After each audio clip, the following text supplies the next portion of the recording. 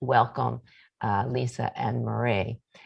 Both Dr. Jones and Dr. Nagy are here today to accept the 2021 ACE State Network Leadership Award for the Advancement of Women in Higher Education on behalf of the ACE Women's Network of Florida and its Pivoting with Purpose initiative.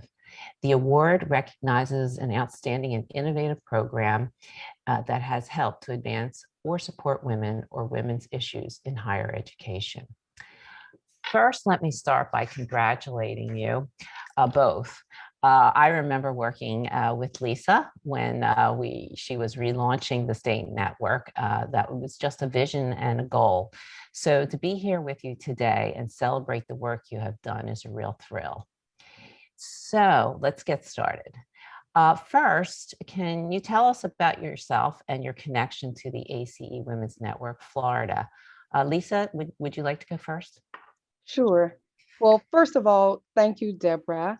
I am honored to serve as state chair of the ACE Women's Network Florida, and I've served in that capacity for 4 years now. And on behalf of our network, we're so honored to have received this award. And I must thank the ACE Women's Network Executive uh, Council and all those who had a part in the selection process. I also would like to thank you, Deborah, because you were my ACE Women's Network Executive Council liaison during the first year and a half or so as we were reactivating the network. So your insights and your advice were invaluable to us. So I wanted to thank you as well. With my time, I really want to not talk about me, but acknowledge the executive board for our ACE Women's Network Florida, because the Pivoting with Purpose is our statewide initiative and umbrella under which several programs fall. And our executive board have been extremely integral in leading different programs. And so I must acknowledge them with that time that I have.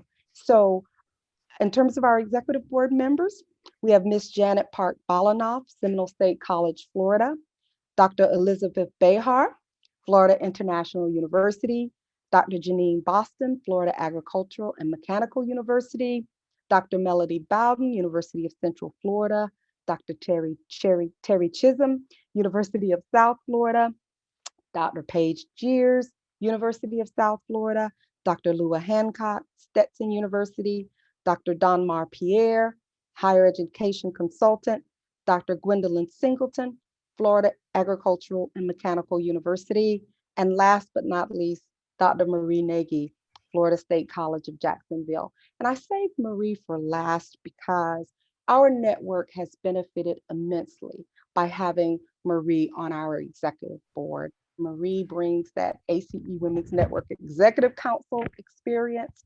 Marie also was heavily involved in several other ACE Women's networks in different states. And you can't forget that she served and still serves at the highest levels in higher education leadership. And so she's been invaluable. And I look to Marie as sort of our sage, if I can borrow the ACE Fellows term. She really is the sage of our network, but she also rolls up her sleeves and gets involved. So I was very excited and delighted. And I wouldn't want to do this interview without having Marie join me. And I'm pleased that she accepted. That's wonderful. So we will turn to Marie now. And well, thank you, Lisa, the strongest woman that I know. So it's been quite some time ago that I connected with AC networks, period, women's networks. And I had my introduction, and this tells you why I should be able to be helpful to our organization, to our network. I started out and it was NIP. I'm pretty sure that was the name for it. Mm-hmm. And so I did not really do anything with the ACE Women's Network until after my fellows year, and I was invited to a conference in Florida. It was a leadership conference, and shortly after that, I started to participate in some of the workshops that were being offered by the women at the ACE Women's Network in Florida. So as Lisa said, my work also extended to New Jersey, and that would have been quite a few years later. New Jersey was reinvigorating its board, and I happened to be standing in the right spot, and asked if I would serve on their network, state network board, and I did so. And then when I moved to West Virginia shortly after that, a few years later, I wanted to start a network. And all this time, actually, while I was in West Virginia, a certain person tapped me on the shoulder named Madeline Haynes and said, this is the board for you. And so I served on when it was ACE Women's Network Board. And I was chair at the time that it became ACE Women's Network Council. But at any rate, the West Virginia network kept me going. And then when I came to Florida, and I think it was during Lisa's fellowship year that I met up with Lisa, and she didn't at that time tell me that she had work for me to do. But I really enjoyed the day, I think the full day that we spent off and on, because I introduced her to some other folks there as an ACE fellow. So fast forward to when Lisa is let's say in Florida and asked if I would serve on the ACE network board, Florida board, and it was an honor to be asked, and hopefully I've supported Lisa into the best, and I know that I have to the best of my ability. But Lisa, if you want more, I'm sure I can find a little bit more energy to give to you. Oh. So thank you. I mean, it's certainly, I will say that Lisa has been the ultimate leader. And our network board has been, just worker bees. And I think that's what contributes to any success that we have. So. Fabulous. Thank you both. But now we'll turn back to Lisa and talk to you and ask you, since you reestablished the network in Florida, can you tell us a bit about that journey and how you worked and others to revitalize the state network? Sure. But before I talk about the journey, I have to share how I became state chair. Okay, I have to share the story. So I was attending the ACE Women's Network Leadership Conference, right, in March of 2017. I was fresh off the heels of my ACE fellowship class of 2015-16, best class ever. I had to shout out. But I was, and this was my first, ACE Women's Network Leadership Conference, and I was so excited. And I happened to talk with Gelda Davis during one of the breaks, right? And I was sharing with her, Gelda, I've reached out to the Florida network, the names on the list who were listed as contacts. I've not heard anything. I really want to get involved with the ACE Women's Network of Florida. And I'm not seeing anyone here at this conference from the network. And so Gelda begins to tell me how the network is inactive, and how she would love if I would serve as state chair and reactivate it.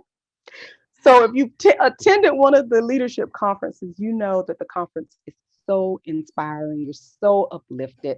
I met women who are just giants in higher education for the first time, at that very conference. Madeline Haynes, as you mentioned, Josie Baltodano, and just many, many others, right? And so I was still on that high from the conference. And so I said yes. So on to a little bit about our journey. So when I left that conference, right, in March, I immediately went and talked to my then president, Dr. John Hitt, who was very, very supportive. And I wanted to take the time, though, to really think about and build an infrastructure and build a foundation.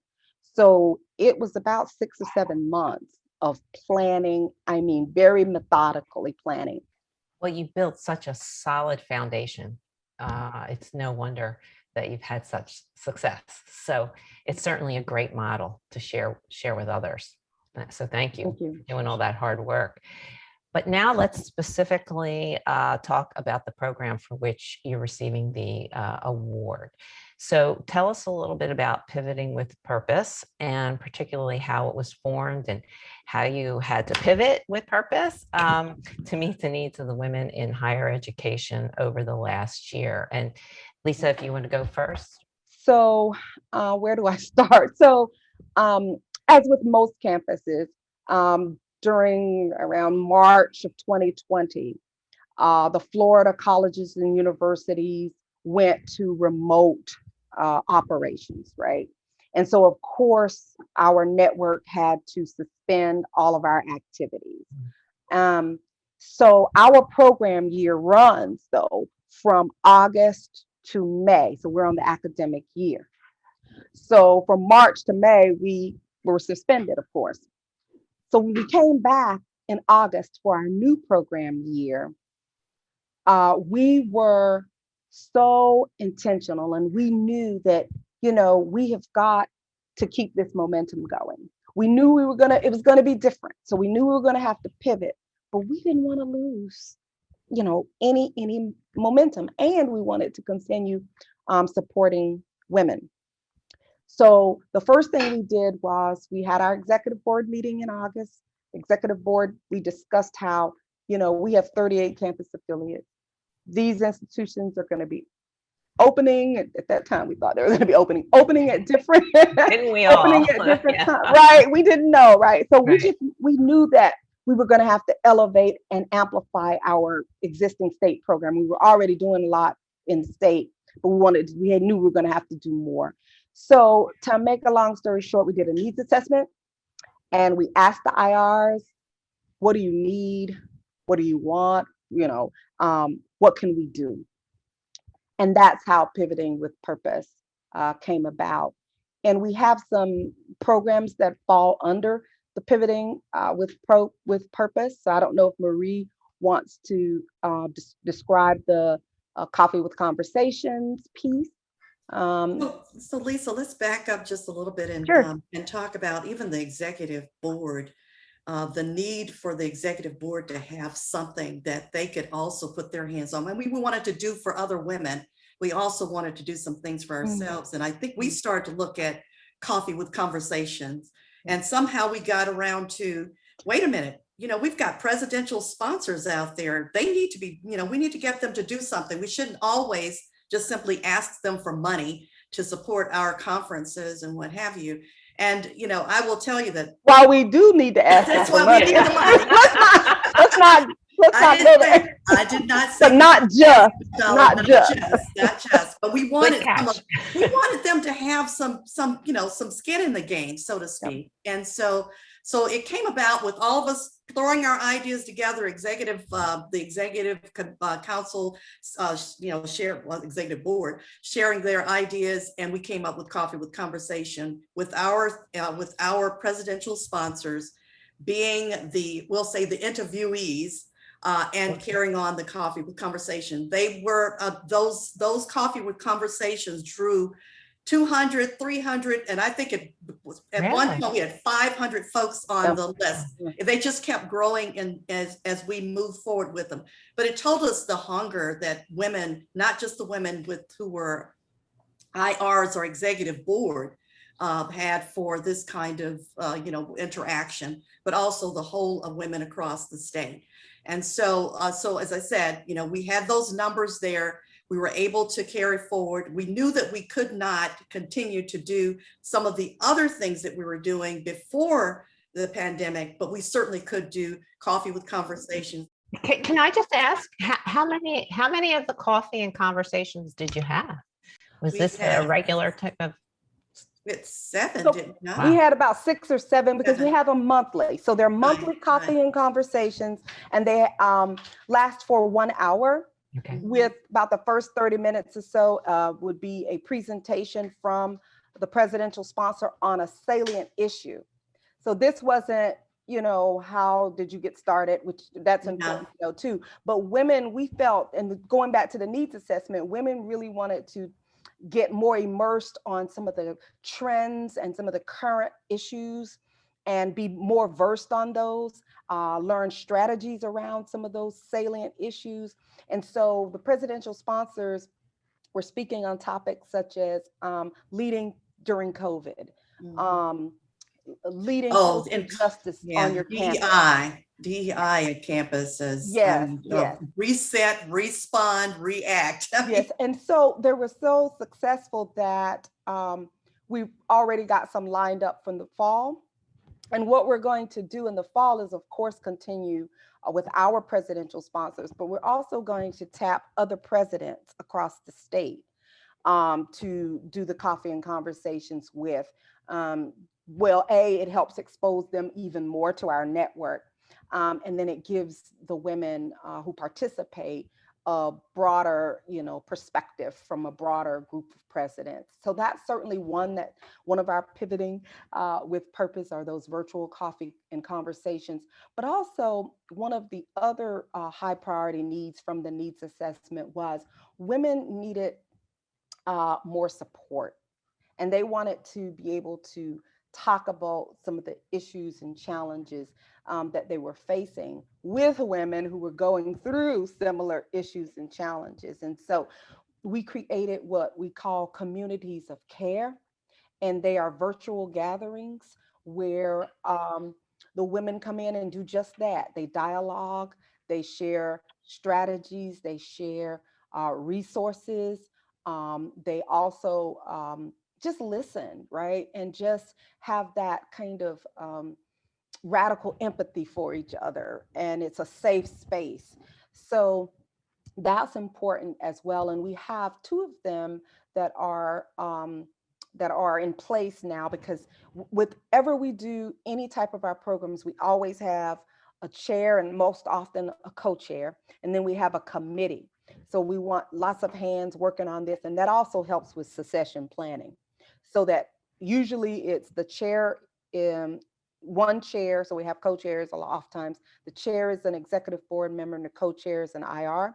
And then the committee is a mix of IRs and executive board members most often. And that's intentional as well, because we want to get IRs more engaged in state level types of programming for the future. But we need them for now. We need the hands and for now, but we also need for the future. And so we have a community care called Maintaining Emotional Well-Being, and a community care called Women as Caregivers. And the actual communities stem from the needs that women have. There's been one other need that we've not been able to fill, and that's women of color community of care, because we don't have the volunteers to lead it right now. But I have a phone call next week with someone. It's also, but I also think that it's important to, to say that Lisa really has, in terms of with her leadership, has helped us to see what we can do quite well. And we don't want to get into doing something, that's where we half stepping. And so the recognition that you can't do 50 things, but you can do 3 things very well, I think is something that we really, we've really focused in on. So now can you tell me, what has the ACE Women's Network of Florida accomplished that you feel the most proud of? That might be a tough question. Yeah, we are proud of everything that has gotten done. But I think, what I'm most proud of is the way that the women have just come together to get the work done and recognize the importance of doing such work, of helping women to reach, to achieve the goals that they have for themselves, and to encourage them to achieve other goals, that some they may not have thought about. But it's the programming, it's everything that supports women, I think that's the accomplishment. I would agree wholeheartedly. We were fortunate, our network was fortunate enough to have our presentation accepted for the ACE Women's Network Leadership Conference a few weeks ago. And we presented on some of the programs that we're talking about now. And we kept getting the question, how are y'all doing so much? Even in the chat, how are you getting so much done? And Marie nailed it. We're getting it done because we're, again, focusing on some things that we can do well within our capacities, right? And then we're doing it together. People are just stepping up, and the relationships that we have, we want to just be successful, and we want to do it for the women, right, across our state. Perfect.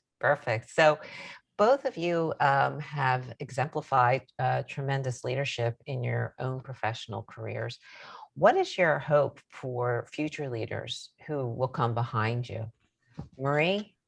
You're So laughing or I would smiling. say, well, I'm going to say it this way. All of the success and more, and few of the pitfalls that I encountered. But I also want them to have a sense of purpose that includes supporting women. And because too often I think we have seen where women feel like, some women think they need to go it alone, or if they help someone else, that it takes away from them. So I want them to have that sense of purpose, the sense that that includes helping and supporting other women to achieve their goals as well. Absolutely. The ACE Women's Network motto is lift as we climb. And we repeat that motto often, don't we, Marie? We At do. our monthly executive board meetings and also at our monthly IR meetings. We also repeat that, we don't repeat it, but on the agendas, we have our ideals listed so that we're always laser focused on why we're doing what we're doing.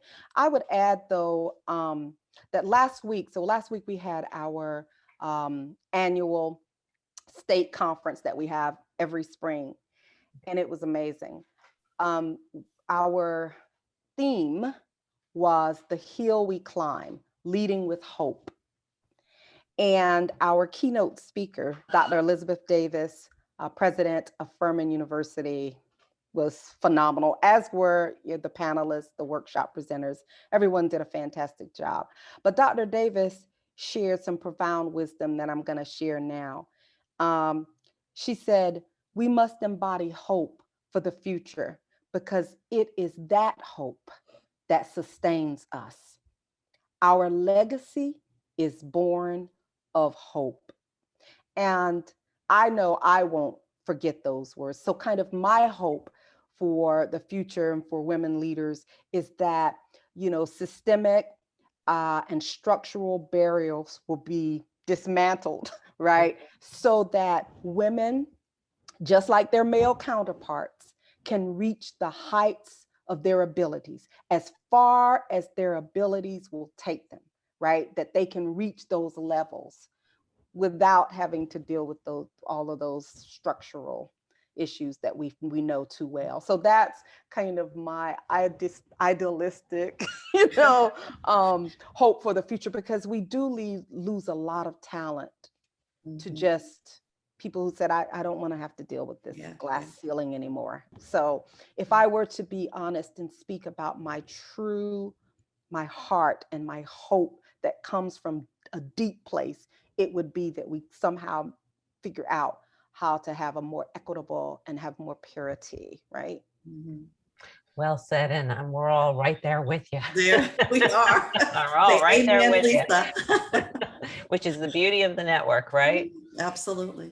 Well, Marie, you served at the cabinet level. What advice do you have for other women leaders who aspire to executive leadership roles within the higher education? How do you break through those glass ceilings that Lisa was talking about? So I would say that at first, the first thing is you have to aspire. And part of, I think, what Lisa has spoken about is women are kind of turned off by or saying, I don't want to go there. It's just, I can stay where I am and keep things going and make a contribution and what have you. But I want them to aspire to those leadership roles. And I think that in the aspiring, you start to then think about what that preparation is for being the leadership. Do not be caught unprepared. Prepare for it, even if you think that it's not something that you're going to want, because I can tell you that I didn't want to be a president. I had no desire to be, but I just kind of moved forward. People are saying, that's your next step. You can do this. You can do this. And so I want to say to women, you can do this, but you can do this if you prepare yourself. Understand where the challenges are, where your weaknesses are, where the skills that you have to build in order to. And when duty calls, we'll say, just make sure that you're ready to answer, that you're not just answering and feeling somewhat a little bit icky about whether or not you can actually, carry out and perform the duties of, but prepare. Yes. Well, thank you. They were sage words of advice. Yes. I told you. So as we wrap up, I would ask, what's next? What's next for Florida? We have a lot of exciting things going on, So in the essence of time, I think I'll talk about a couple of things. So one that I'm super excited about is we have a new research committee, and it is looking at issues of women in higher education. And so we've been doing needs assessments all along, targeted towards our IRs, our executive board, and our steering committees on the campuses. So, reaching those women. But with this committee, we really want to look at what are the issues, challenge, barriers, and strategies, and survey thousands of women across the state, right? So we have a great committee formed, and they are already doing a project. And the project that they're working on right now is really getting a handle on the gender diversity within our cabinet level positions within higher education institutions in Florida. And we're talking about looking at all 12 of the state university systems, looking at all 28 of the state colleges, and over 50 private colleges and universities, and really looking at the demographic makeup of their cabinets. Positionally, where are women? If they're on cabinet, what positions are they holding, and so forth. And so we'll have that baseline data, if you will, to really begin to look over the years to see if progress is being made in Florida. We tried to find this data specific for Florida. We couldn't find it. That's one thing that they'll be doing. And they're already working on that now, and they should have that wrapped up. They're going to work through the summer, which I was pleased. I wasn't expecting them to work through the summer on it, but I learned they're going to work through the summer. So that's going to be good data. But also during our annual conference, we had a couple of sessions that we asked the women about barriers and challenges and strategies. And so what we're going to do is take the data that the research group finds, the demographic data, and create a profile. And then we're going to take the strategies and barriers that the women identified at the annual conference, add to it what's available in the literature about best practices to advance women. And we're going to create a white paper and a presentation with that information. And we're going to present that to the presidents. We're going to try to get on the calendar for the Council of Presidents, for example, for state colleges.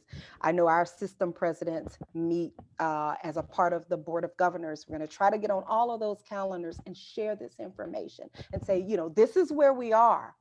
And here are some strategies that if we implement them, this is where we could be, right? And this is the ACE moving the needle goal. And let us work with you as a network. We want to be a thought partner with you. We also have access to highly talented women.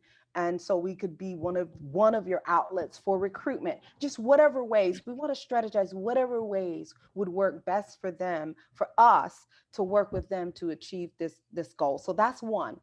And then I'll quickly share one more, because two is the magic number today, since we can't share it all. But one other that I'm really excited about is the whole initiative around advancing women to the C-suite in higher education in Florida.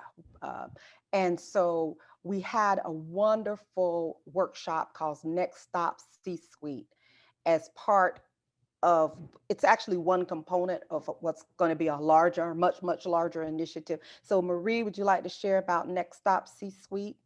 It was a very good workshop. We invited 4 search consultants, all women, to work with us during this workshop. And so what they did was they presented tips and tricks, they called, for interviewing and completing application for moving into some of the cabinet level positions, and just gave some words of wisdom about things to do with from your resume, to what you do during the interview, to what you do after the interview or after everything is said and done and you weren't successful. Understanding, what institutions need and what their boards think they need. And then also knowing for yourself what it is that you need. I mean, because it may be that you're reaching because for something that really doesn't fit you. It's not a fit for you. So that was a really good session, and hopefully we'll have more. Oh, yeah. This one, we invited VPs and associate and assistant vice presidents and deans too, but we recognize that we have to create this pipeline. And so we'll start to look at how do you move women to dean's roles? How do you move them to, to vice president roles, or how do you move them? But making sure that we are starting where we need to in order to grow women into those roles. But it's all about moving the needle. That's really what it's about, and getting women into those positions that we know that they can lead with such excellence in. Yes. Yes. Well said. That's a very impressive and ambitious agenda. I have to say, I can't wait to read the white paper. So just thank you so much for taking the time today to talk with us and tell us about all the fabulous opportunities and things you're doing in Florida. It really is impressive. And it's so impressive that you've done it in such a short period of time. I'm really thrilled to be able to be here with you today. So a big congratulations, a big hug. You'll get an extra big hug the next time we're together, which hopefully will be sometime really soon. So thank you again. Thank you. Thank you. Thank you. Thank you so much, Deborah, for everything, not just for the interview, for everything. And thank you, Lisa, for your leadership. Oh, well, Marie, you know what you mean to me. So right back at you. Thank you.